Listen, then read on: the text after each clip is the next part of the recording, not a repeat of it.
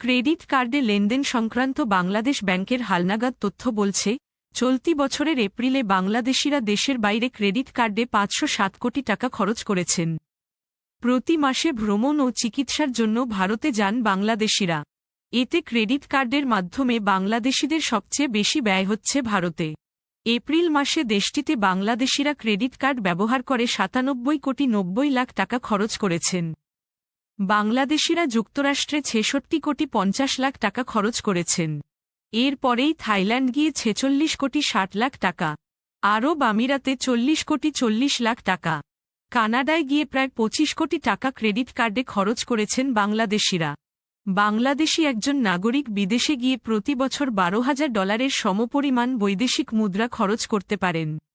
এই সমপরিমাণ অর্থ কার্ডের মাধ্যমে খরচ করতে পারেন। কার্ডের মাধ্যমে ডলার পেমেন্ট করতে গেলে একবারে সর্বোচ্চ $৩০০ পর্যন্ত খরচের সুযোগ রয়েছে। এর সঙ্গে বিদেশে যাওয়ার সময় নগদ ডলার নিতে পারেন।